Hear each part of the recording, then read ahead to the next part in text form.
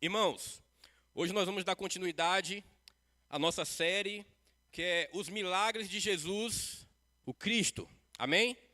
Mas antes de entrar na palavra, eu quero, nessa manhã, enaltecer o púlpito dessa igreja. Nós já estamos aí, claro, eu quero fazer isso sem vaidade, sem orgulho, sem prepotência, mas eu quero enaltecer o púlpito dessa igreja. Nós já estamos aí há 3 meses, semana após semana, falando dos milagres de Jesus.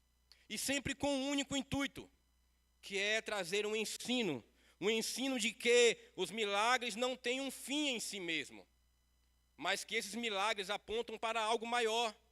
Esses milagres apontam para Jesus, o Messias. Esses milagres apontam para a mensagem do Evangelho, e esses milagres antecipam as realidades do reino de Deus.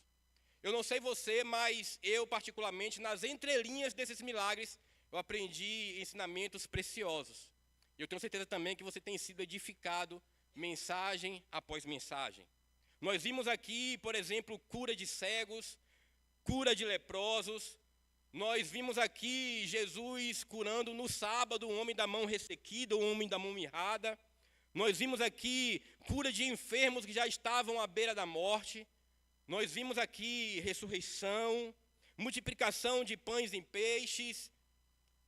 Jesus acalmar a tempestade. Nós vimos aqui Jesus transformar água em vinho. E em nenhuma dessas mensagens nós aproveitamos desses milagres para trazer uma mensagem hedonista, uma mensagem antropocêntrica, uma mensagem que fosse, talvez, acalentar nossos anseios humanos. Em todo esse tempo, nós fizemos questão de, por meio desses milagres, apontar para Cristo e para os seus ensinos. Amém? Então, diante disso, nós vamos entrar na palavra de hoje, que você pode abrir a sua Bíblia aí em Lucas, capítulo 5, verso 1. Lucas, capítulo 5, verso 1, e o tema da mensagem de hoje é a pesca maravilhosa, um encontro, um milagre e um chamado. Lucas, capítulo 5, todos encontraram? Após lermos, eu peço que vocês deixem as suas Bíblias abertas, que nós vamos voltar a ler alguns versículos, tá bom? Então vamos ler juntos. Lucas capítulo 5, verso 1 diz assim: Aconteceu que Jesus estava junto ao lago de Genezaré, e a multidão o apertava para ouvir a palavra de Deus. Então ele viu 2 barcos junto à praia do lago. Os pescadores tinham desembarcado e estavam lavando as redes. Entrando num dos barcos, que era o de Simão, Jesus pediu-lhe que o afastasse um pouco da praia, e assentando-se do barco ensinava as multidões. Quando acabou de falar, Jesus disse a Simão: Leve o barco para o lugar mais fundo do lago, e então lancem as redes de vocês para pescar. Em resposta, Simão disse: Mestre, havendo trabalhado a noite toda, nada apanhamos, mas sob a tua palavra lançarei as redes. Fazendo isso, apanharam grande multidão de peixes, e as redes deles começaram a se romper. Então fizeram sinais aos companheiros do outro barco, para que fossem ajudá-los. E foram e encheram ambos os barcos, a ponto de quase afundarem. Vendo isto, Simão Pedro prostrou-se aos pés de Jesus, dizendo: Senhor, afaste-se de mim, porque eu sou pecador. Pois à vista da pesca que fizeram, a admiração se apoderou dele e de todos os seus companheiros, bem como de Tiago e João, filhos de Zebedeu, que eram seus sócios. Então Jesus disse a Simão: Não tenha medo, de agora em diante você será pescador de homens ou de gente. E arrastando eles os barcos para a praia, deixando tudo, o seguiram. Amém? Pai, muito obrigado pela tua palavra. A tua palavra que é viva e eficaz, Senhor. Essa palavra que nos ensina, que nos edifica, mas também que nos exorta e nos consola, e que nos guia no teu caminho, Senhor. Que o Senhor nessa manhã nos dê espírito de sabedoria e revelação, para que possamos compreender a tua palavra conforme a tua vontade. Em nome de Jesus. Amém? Irmãos, O Evangelho de Lucas, que nós acabamos de ler, ele é escrito, claro, pelo próprio Lucas, e ele é endereçado a um homem chamado Teófilo, a um homem crente e gentil. Teófilo significa amigo de Deus. Historiadores dizem que esse homem era um homem temente a Deus. E Lucas direciona o seu evangelho a esse homem, um crente gentil, e claro, consequentemente, esse livro também atinge a todos os gentis, inclusive a nós que estamos aqui. Mas o que é interessante saber é que Lucas ele não foi um discípulo direto de Jesus Cristo. Portanto, o seu evangelho, ele extrai conteúdo provavelmente dos evangelhos de Mateus, de Marcos, como também de outros testemunhas oculares. E ele organiza tudo isso em uma ordem cronológica. Talvez, possivelmente, esse evangelho, o evangelho de Lucas, é o que está sistematicamente mais organizado. Ele mesmo diz, no capítulo 1, versículo 3, igualmente a mim pareceu bem, depois de cuidadosamente investigar de tudo desde a sua origem, dar-lhe por escrito, excelentíssimo Teófilo, uma exposição em ordem. Algumas traduções vai dizer um relato preciso, outras traduções vai dizer um relato ordenado. Portanto, o evangelho de Lucas é provavelmente o que está mais organizado em ordem cronológica. E eu estou falando isso para que a gente entenda o momento da história em que a gente está aqui nesse capítulo e versículos que nós lemos. O texto que nós lemos nos mostra o início do ministério público de Jesus. Exatamente o momento onde Jesus convoca, chama para si os seus primeiros discípulos. Jesus aqui, queridos, tinha acabado de ser batizado. Após o batismo, Jesus é conduzido pelo Espírito ao deserto, onde ele passa ali 40 dias jejuando e também sendo tentado pelo diabo, sendo tentado por Satanás. Então, após a sair do deserto, ele começa o seu ministério público cheio do poder de Deus. E a gente vê relatos de Jesus expulsando muitos demônios. A gente vê relatos de Jesus curando muitos enfermos. Inclusive, dentre esses enfermos, a sogra de Pedro, que acabamos de ler nesse relato. A gente vê Jesus ensinando de aldeia em aldeia, de sinagoga em sinagoga, e o povo admirado o seguia para ouvir os seus ensinamentos. E é aqui que nós chegamos. Como diz o texto que lemos, uma grande multidão espreitava, apertava, comprimia Jesus com vontade de ouvir a palavra de Deus. Eu não sei se foi isso que aconteceu, mas o que eu imagino é, Jesus está à beira do lago, que aqui o lago, queridos, é o Mar da Galileia. Jesus está à beira do lago, à beira do Mar da Galileia, sem a margem de água já está aqui, não tem para onde ele ir. E uma grande multidão continua a o apertar com fome e com sede da palavra de Deus. E eu quero destacar aqui, queridos, essa fome. Porque aqueles homens, aquelas mulheres, aquela grande multidão não estava apertando Jesus em busca de uma cura. Aquela multidão não estava apertando Jesus em busca de um milagre ou de uma bênção para se satisfazerem. Eles estavam apertando a Jesus querendo ouvir a palavra de Deus. E parece que isso é um paradoxo com a nossa realidade. E eu não falo a realidade da nossa igreja, eu falo a realidade da nossa era, onde as pessoas cada vez mais têm se afastado da palavra, da sã doutrina de Deus. O próprio Timóteo, Paulo escrevendo a Timóteo, diz, porque chegará o tempo em que não suportarão a sã doutrina, mas desejando muito ouvir coisas agradáveis, ajuntarão para si mestres segundo os seus próprios desejos. Mas a minha oração nessa manhã e o meu pedido é que nós, a família de Deus, continue com esse desejo da palavra. Continue com esse zelo pela palavra. Continue se reunindo em manhãs de domingo como essa, que para a gente que ministra é muito bom, irmãos. Ver vocês, e eu também quando estou aí, em silêncio, com zelo, com reverência, com temor, para ouvir a palavra de Deus. Então que nós continuemos assim. Mas o que está acontecendo aqui é que Jesus está sendo apertado contra o lago. Talvez não tenha mais para onde ir, a água está aqui, não tem mais para onde ele correr, a multidão aperta para ouvir a palavra de Deus, e aí ele, ao olhar para o lado, ele vê um grupo de pescadores deixando seus barcos na areia, indo lavar as suas redes.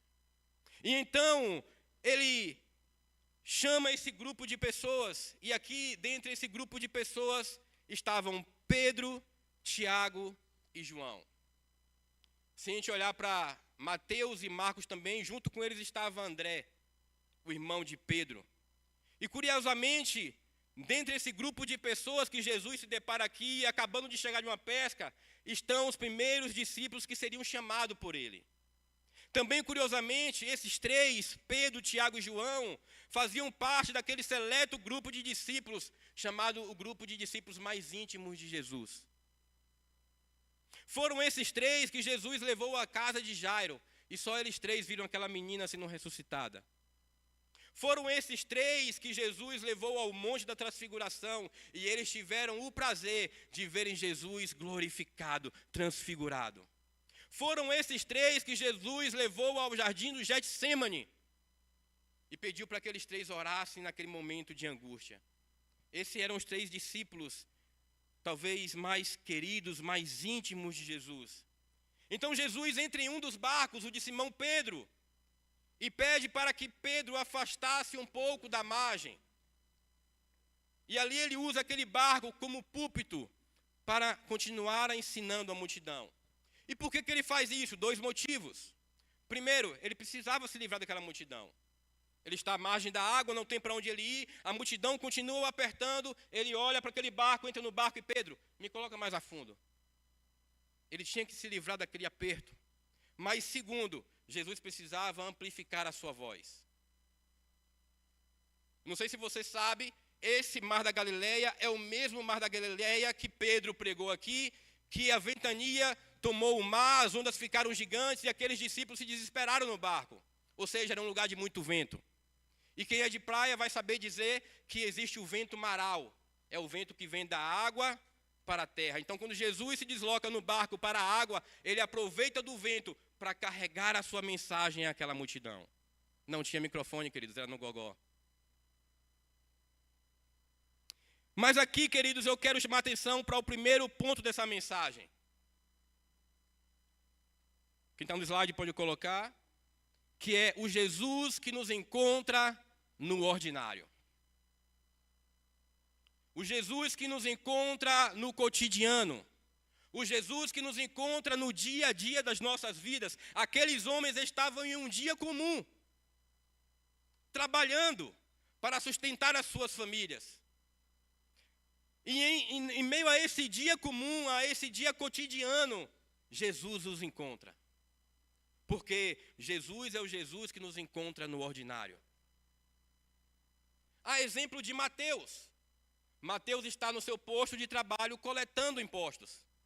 No seu dia comum, no seu dia ordinário, no seu dia de trabalho para sustentar a sua família, Jesus o encontra e diz: Mateus, segue-me. A exemplo da mulher samaritana, que está indo ao poço buscar água para saciar a sua sede, em um dia comum, em um dia ordinário de trabalho, talvez de uma dona de casa. E ali Jesus já estava a esperando para o encontro. Jesus nos encontra no ordinário. Aqueles homens estavam em um dia comum de trabalho, e mais que isso, eles estavam em um dia decepcionante, em um dia frustrante, em um dia em que nada estava dando certo. E nós temos o costume, né, de achar que quando nada está dando certo em nossas vidas é porque Jesus não está ali. Mas é justamente nesse dia que Jesus está nos encontrando e nos sustentando. É naquele dia decepcionante e frustrante que Jesus se revela a eles no ordinário, no cotidiano, no dia a dia. E agora aquele barco se transforma em um púlpito. Agora aquela ferramenta de trabalho se transforma em um instrumento para propagar a mensagem do Evangelho. Queridos, Deus está conosco, não só aqui no ambiente religioso. Deus está conosco, não só aqui no ambiente de culto. Pois Deus, Ele não faz a separação que nós evangélicos fazemos entre sagrado e secular. Ele está com a gente no nosso trabalho, Ele está com a gente no dia a dia, Ele está com a gente na nossa casa, Ele está com a gente quando está talvez se divertindo, praticando um esporte. Ele é o Jesus que nos encontra no ordinário. O Evangelho é integral e nós cristãos precisamos ser cristãos integrais. E eu poderia justamente aproveitar desse milagre e dar uma de neopentecostal ou de coach aqui e dizer, olha, Jesus está entrando no seu barco. Jesus vai multiplicar a tua pesca, Ele vai te abençoar. Mas, como nós temos praticado aqui, o milagre não tem um fim em si mesmo. Sabe por que Jesus nos encontra em nosso ambiente? Sabe por que Jesus nos encontra em nosso ordinário, em nosso cotidiano? Porque ali Ele não somente quer nos abençoar, mas ali Ele nos convoca para uma missão, propagar a sua mensagem. Nós estivemos semana passada em uma conferência de pastores e líderes, onde eu ouvi do Igor Miguel ele falar sobre os evangelistas leigos. E quem são esses evangelistas leigos? Somos eu e você. Sabe, nós vivemos em uma geração que talvez aquela prática de impacto evangelístico não funciona mais. Por quê? Porque nós vamos para uma praça, para um bairro, para uma favela, para um lugar no centro da cidade, fazemos ali uma campanha de evangelismo, pessoas levantam suas mãos e dizem aceitar a Jesus, mas talvez são direcionadas para uma igreja e lá não encontram o Jesus que elas ouviram naquela mensagem. Mas hoje o evangelismo é feito pessoa a pessoa. É eu e você, sendo espalhado pela sociedade, como falamos aqui todo final de culto, no seu trabalho, na sua casa, no seu lar, sendo um instrumento para que no seu lugar, no seu cotidiano, no seu dia a dia, a mensagem do Evangelho seja transmitida. Glória a Deus. E após um longo período de ensino naquele barco, Jesus despede a multidão e volta para Pedro e seus amigos e diz, versículo 4, leve o barco para o lugar mais fundo do lago, e então lancem as redes de vocês para pescar. E aqui entra o segundo ponto que nós vamos tratar nesta manhã, que é uma fé obediente. Após aquele momento de ensino, utilizando o barco de Pedro, Jesus despede a multidão, olha para Pedro e diz, Pedro, entra no barco aqui novamente. Vá mais ao fundo e volta a pescar. Lancem novamente a rede de vocês. Irmãos, deixa eu falar uma coisa, Jesus era carpinteiro. Ou seja, não entendia nada de pescaria. Já Pedro, Tiago e João, os sócios, eram pescadores muito experientes. Conheciam tudo acerca daquele mar. Eles pescavam ali diariamente naquele local. E eles tinham acabado de passar uma noite inteira pescando sem nenhum resultado. Sem nada apanhar. Como diz o ditado, o mar não estava para peixe. Ou seja, eles estavam pescando a noite inteira, e detalhe, observação, a noite era o melhor horário para a pescaria. E agora Jesus, carpinteiro, sem experiência nenhuma em pescaria, em plena luz do dia, diz, Pedro, volta a pescar. Entra no seu barco, vai mais ao fundo e lança novamente as suas redes. E Pedro, dominado pela realidade, diz, mestre, não vai dar certo. Mestre, já trabalhamos a noite inteira. Não tem nada aí para pescar, o mar não está para peixe, não está dando. Pedro manifesta a sua opinião de que qualquer outro esforço seria inútil. Pedro apresenta diante de Jesus uma lógica fria, determinada pela sua experiência naquele mar. Ele sabia que se ele voltasse a pescar, nada iria acontecer, o mar não estava para peixe. Mas aí ele diz uma coisa, mas sob a tua palavra, sob a sua palavra, lançarei as redes. Uma fé obediente. Pedro agora está entre a incapacidade do esforço humano e a manifestação do poder de Jesus. Só resta uma coisa, crer. Dele ele não pode fazer nada, ele já tinha tentado a noite toda. Seus amigos já tinham tentado a noite toda. O mar não estava para peixe. Mas agora, diante da incapacidade do esforço humano e da manifestação do poder de Deus, só restava a Pedro crer com uma fé obediente. E ele disse: sob a tua palavra eu lançarei novamente as redes. E fazendo isso, versículo 6, apanharam grande quantidade de peixes, e as redes deles começaram a se romper. Então fizeram sinais aos companheiros do outro barco, para que fossem ajudá-los. E foram e encheram ambos os barcos, a ponto de quase afundarem. Queridos, obediência precede a compreensão. Pedro e seus amigos só viveram um milagre depois de depositar em Jesus a fé. De depositar na palavra de Jesus a fé. E uma fé obediente. R.C. Sproul diz que a fé verdadeira começa quando a razão se curva diante da autoridade divina. Diante da autoridade de Jesus, só nos resta uma coisa: crer e se curvar ao poder da sua palavra. Hebreus 11:1 diz: ora, a fé é a certeza de coisas que se esperam e a convicção de fatos que não se veem. Aqueles homens naquela manhã tiveram a fé e uma fé obediente. As redes começaram a se romper. Aquele barco começou a afundar, a ponto deles precisarem chamar outro barco. E ainda assim, a quantidade de peixes foi tão grande, foi tamanha, que ambos os barcos praticamente quase se afundaram. E aí, diante daquela pescaria maravilhosa, milagrosa, grandiosa, aquela pescaria que talvez todos que estavam na praia ficaram perplexos, como que depois de um dia inteiro de trabalho, nada pescarmos, agora vemos tantos peixes. E aqui vem o terceiro ponto que eu quero tratar com vocês, que é um choque de realidade. Na verdade, eu tentei encontrar um outro nome para esse tópico, mas fiquei buscando o que é que eu posso colocar aqui, o que é que eu coloco, o que é que eu não coloco, mas na verdade, de fato, é um choque de realidade. Pedro, que estava em trevas, se encontrou com a luz. Pedro, que estava em pecado, se encontrou com alguém que é santo. A verdade é que a luz se manifestou em meio às trevas. Pedro percebeu que estava diante de um Deus santo. E, queridos, Pedro já tinha visto em Lucas capítulo 4, um capítulo antes desse, Jesus curando muitos enfermos, inclusive a sua sogra. Acho que Pedro já estava analisando: cara, quem é esse cara? Quem é esse homem que está com ensinamentos tão preciosos? As suas palavras são cheias de autoridade. As suas palavras nos confrontam e nos transformam. Quem é esse homem que está expulsando demônios, curando enfermos? E eu vi pessoalmente ele curando a minha sogra. Quem é esse homem? E agora, diante de uma pescaria tão maravilhosa, não há outra opção para Pedro, a não ser que reconhecer que Jesus é o Cristo, que Jesus é o Messias, que Jesus é um Deus santo. Pedro diz: ele é santo e eu sou pecador. Versículo 8.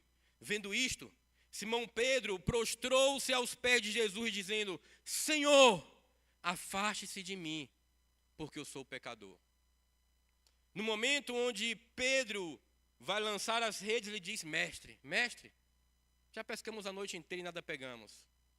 Mas agora ele chama Jesus de Senhor, e o autor do Evangelho Lucas coloca com S maiúsculo. Pedro está reconhecendo que Jesus é Deus.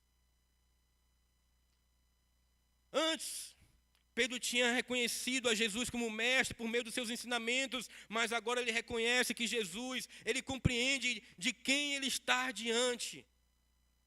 E percebam, queridos, Jesus em momento nenhum pregou o Evangelho. Jesus em momento nenhum falou de pecado.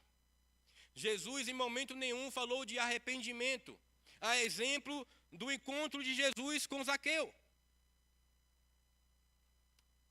Zaqueu vem desesperado para ter um encontro com Jesus. Jesus diz: desce daí, Zaqueu.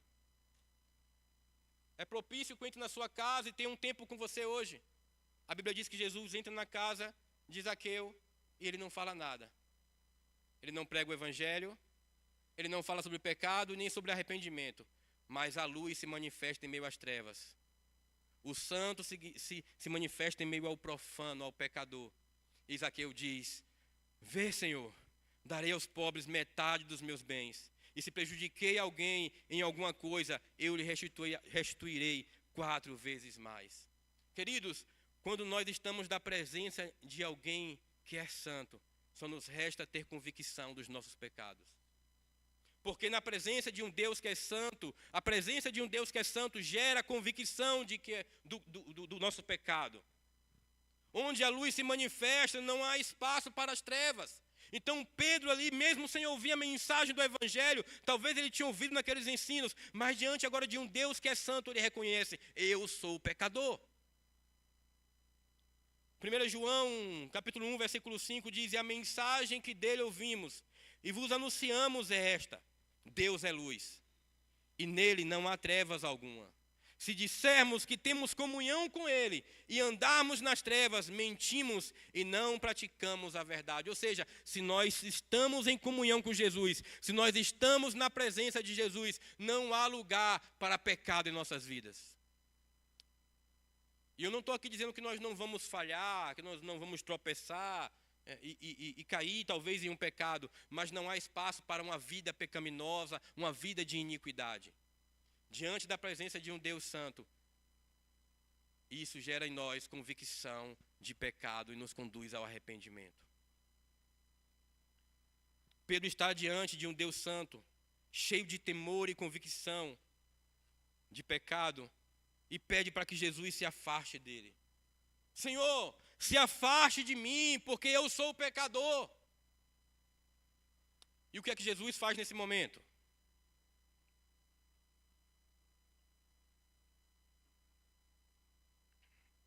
Jesus não se afasta. Pelo contrário, ele faz um chamado, uma convocação. Ele chama Pedro para mais perto, versículo 10. Então Jesus disse a Simão, não tenha medo, de agora em diante você será pescador de homens.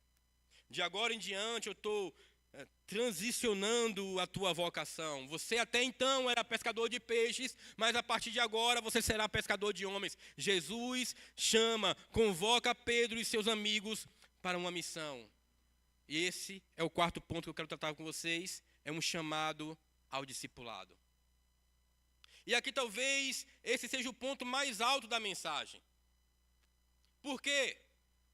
Porque até então nós falamos do milagre, mas como nós estamos falando aqui semanalmente, o milagre não tem um fim em si mesmo. Aqui o milagre foi apenas uma desculpa de Jesus para abrir os olhos de Pedro, Tiago e João. Aqui o milagre foi apenas uma desculpa de Jesus para atrair Pedro, Tiago e João para si e os convocar para uma missão preciosa, se tornarem os seus discípulos. Um chamado ao discipulado. E discipulado, queridos, é uma palavra homonímia. É uma palavra que tem 2 significados. Por exemplo, manga. Existe a manga, a fruta que nós nos alimentamos, e existe a manga da camisa. É uma palavra só com 2 significados. Discipulado também é uma palavra que tem 2 significados. Que são eles, discipulado, primeiro, é o ato de seguir a Jesus. Discipulado é o ato de seguir a Jesus. Mas discipulado também tem um outro significado. Discipulado é o ato de ajudar outras pessoas a seguirem a Jesus. E a diferença aqui é que no caso da palavra manga, uma coisa não tem nada a ver com a outra. Manga fruta é uma coisa, manga de camisa é outra coisa totalmente diferente. Mas discipulado, uma coisa está totalmente ligada à outra, porque eu só vou conseguir ajudar Emerson a seguir a Jesus se primeiro eu sou um seguidor de Jesus. Discipulado é o ato de seguir a Jesus, e com a vida que eu vivo, com aquilo que eu pratico, com o evangelho que eu prego, com a mensagem que eu transmito, eu conduzo outras pessoas a seguirem a Jesus. E aqui Jesus, diante dessa pescaria maravilhosa que ele usou apenas como desculpa, ele está dizendo, eu estou chamando vocês agora para uma vida de discipulado. Ele olha para Pedro, Tiago e João e diz, vocês agora precisam me seguir. Vocês agora precisam se tornar os meus discípulos, sejam meus seguidores. E aí então, vocês poderão ser pescadores de almas. E aí então, vocês poderão ser pescadores de homens. Mas primeiro vocês precisam me seguir, uma vida de discipulado. E é essa vida que Jesus nos convoca, queridos, diariamente. Jesus diariamente nos convoca a uma vida de discipulado. Primeiro, a segui-lo os seus ensinamentos, a segui-lo em suas palavras, a segui-lo em sua doutrina, a imitá-lo em seu comportamento e maneira de viver. Porque discípulo de Jesus nada mais é do que aquele que imita o mestre. Discípulo é aluno, e aluno é aquele que aprende e imita o mestre. Jesus nos chama para uma vida de discipulado, andar com ele de perto, caminhar com ele de perto, não apenas receber dele a sua provisão, não apenas receber dele o seu milagre, não apenas receber dele uma mensagem legal no dia de domingo, mas Jesus nos convoca para uma vida de discipulado, caminhar lado a lado com ele, se tornar o seu seguidor, o seu imitador, alguém que se torne semelhante à sua imagem e semelhança. Jesus nos chama para essa vida de discipulado, mas não somente para o discipulado de segui-lo, mas para o discipulado de ajudar outras pessoas também a segui-lo. Ah, Bruno, mas eu sou novo na igreja. Ah, Bruno, mas eu não sei pregar o evangelho ainda. Eu não tenho boa eloquência. Queridos, eu também não. No meu trabalho, todo dia, as meninas que trabalham comigo reclamam da minha dicção quando eu estou atendendo um cliente no telefone. Talvez aqui os pastores também já reclamaram, só não me falaram pessoalmente. Aí, pela risada do pastor Neide, isso é uma verdade. Eu também não tenho boa dicção, não tenho boa eloquência, mas o Cristo que me alcançou pode também, por meio de mim, alcançar a outros. É esse chamado que Jesus tem para nós, uma vida de discipulado. Seguir a Jesus e ajudar outros também a segui-lo. E naquele momento, versículo 11, aqueles homens arrastando eles os barcos para a praia, deixando tudo, o seguiram. Queridos, preste atenção, aqueles homens tinham acabado de ter um dia de trabalho péssimo, onde não tinham pescado nada, lembrando que aquela pescaria era o sustento da sua família, da sua casa, era a provisão deles. E eu não sei dizer, mas talvez a semana toda tinha sido ruim. E agora esses homens vivenciam uma pescaria que talvez seria uma pescaria que serviria para a semana ou quem sabe para o mês inteiro de trabalho. Mas eles não se distraem com o milagre. Aqueles homens tinham famílias. A Bíblia diz que Pedro e André estavam pescando, mas que Tiago e João, em Mateus e em Marcos, estavam com seu pai, amarrando, costurando as redes. Pedro tinha sogra, então possivelmente, ou verdadeiramente ele tinha esposa, ou quem sabe até filhos. E a Bíblia diz que eles deixam tudo, e tudo aqui é tudo, e seguem a Jesus diante do seu chamado precioso. E eu não estou aqui, queridos, dizendo para você deixar o teu trabalho, eu não estou aqui dizendo para você deixar a sua família e seguir a Jesus, não é isso que eu estou querendo dizer. Mas o que é que tem te impedido a ser um discípulo de Jesus? Há 2 semanas atrás, o pastor Codemir pregou aqui sobre os ídolos do coração, na mensagem ali onde Jesus encontra um jovem rico. E Jesus pediu uma única coisa para aquele jovem: vende tudo o que tu tem, dá aos pobres e segue-me. Mas o coração daquele jovem estava naquilo que ele tinha. Ele se entristeceu e não seguiu a Jesus. Esses homens também poderiam dizer a mesma coisa: não, Jesus, eu tenho uma família. Eu acabei de fazer uma pescaria que vai servir para o mês todo, talvez vai me deixar rico. Eu tenho um trabalho, eu tenho que sustentar minha casa, eu tenho uma sociedade onde eu estou inserido. Eles não se distraíram, não pensaram 2 vezes, eles deixaram tudo e seguiram a Jesus. E volto a dizer, não estou te pedindo para você deixar nada. Mas você e eu sabemos o que tem nos impedido de sermos verdadeiros discípulos de Cristo. Verdadeiros discípulos de Jesus, nós bem sabemos. Talvez é um apego material, talvez é um apego a um pecado. Talvez é algo que ainda te prende nas suas emoções e você não está conseguindo deixar tudo para seguir a Jesus. Billy Graham diz que a salvação é de graça, mas o discipulado custa tudo. Em Lucas 14, Jesus falando de discipulado, ele diz: qual homem que começa a construir um prédio ou um edifício e não calcula quanto vai te custar antecipadamente, para que no final da obra não lhe acabe o recurso, a obra fique inacabada e ele seja envergonhado?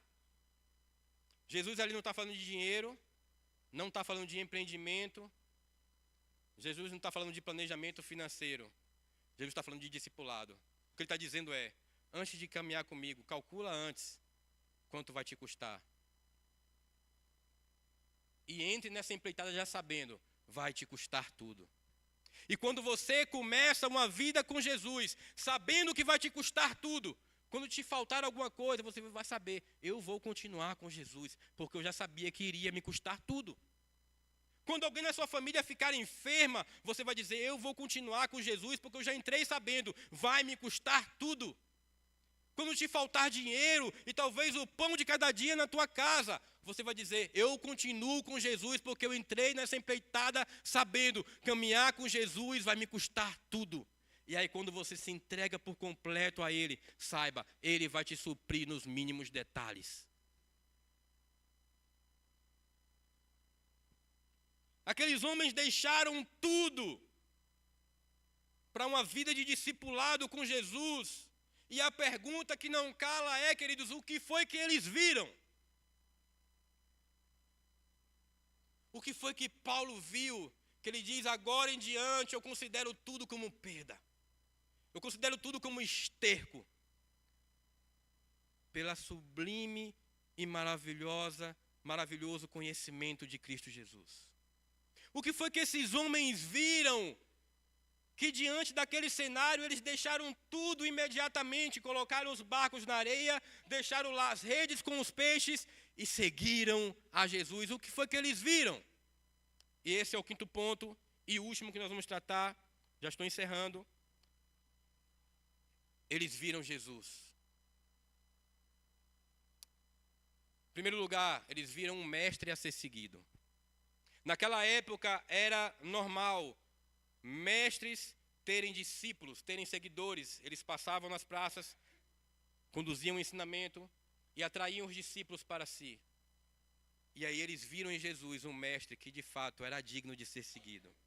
Eles viram os ensinamentos preciosos de Jesus, ensinamentos não vazios, mas cheios de poder e autoridade, cheios de verdade. Um ensinamento que não era apenas um ensinamento de boca para fora, mas eles viam em Jesus aquilo que Jesus estava ensinando e eles diziam: esse é um mestre digno de ser seguido.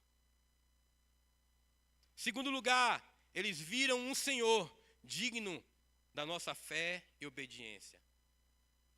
Diante daquele cenário da pescaria, Pedro diz: sob a tua palavra, Senhor, eu lançaria as redes. Depois ele diz: Senhor, se afaste de mim, porque eu sou pecador. Eles reconheceram Jesus como o Senhor e Salvador das suas vidas. Viram que Jesus era digno de ser seguido, porque Ele era Deus e era digno da nossa fé e obediência. Eles viram em Jesus um Deus digno de toda a nossa entrega e devoção. O que é que nós temos visto? Aqueles homens viram Jesus. Paulo viu Jesus. O que foi que Estevão viu? Que em meio a uma mensagem poderosa do Evangelho, Estevão começa a pregar desde o Antigo Testamento até o Novo Testamento, falando acerca de Jesus. Homens começam a apedrejar e ele não se importa. Ele só abre os braços, olha para o céu e diz: eu vejo o meu Senhor à direita do Pai. Sabe, quando nós vemos a Jesus, nós conseguimos nos entregar por completo. Talvez se você não está se entregando por completo ainda à mensagem do Evangelho, talvez se você não está se entregando por completo ainda a uma vida de discipulado, é porque você ainda não teve esse encontro real com Jesus. Se você pudesse, coloca de pé comigo. Jesus está nos chamando Jesus está também nos chamando para uma vida de discipulado. Jesus está também nos convocando, a cada um de nós, filhos de Deus que caminham nessa casa, a uma vida de discipulado. Sabe, Ele está em nosso cotidiano. Ele está nos suprindo em nossas necessidades. Ele está nos chamando a uma vida de arrependimento e nos convocando para uma missão. Então, se você pudesse, feche os seus olhos.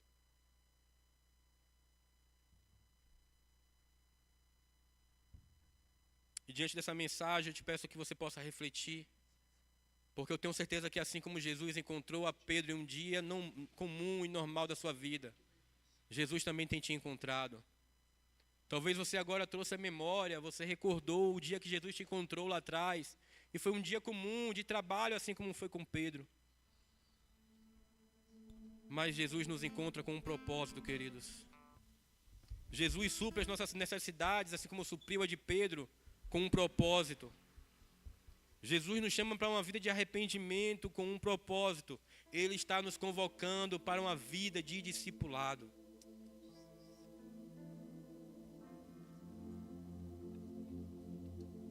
Ele está nos chamando para uma vida de discipulado, onde nós seremos os seus verdadeiros discípulos.